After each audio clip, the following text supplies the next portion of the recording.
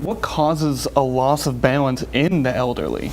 You know, it really depends on a number of circumstances. I mean, there will always be circumstances where falls are truly unavoidable. Fall prevention, you can never prevent 100% of falls from happening. I mean, my 7-year-old son can trip over a rock, you know, and different things like that that can just be obviously as part of the thing. But the stigma that is associated with the aging process is that falls are just a natural part of getting older. We need to reject that.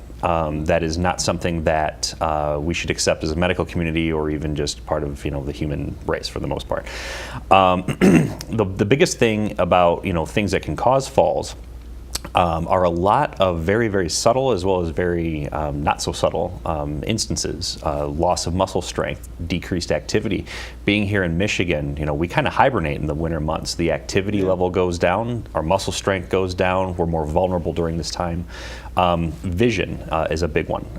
You know, sometimes the slow decline of vision, you know, be it contrast sensitivity, cataracts, macular degeneration, things like that can affect fall prevention. Cognition's another one. You know, the onset of dementia or just simple forgetfulness of safety measures.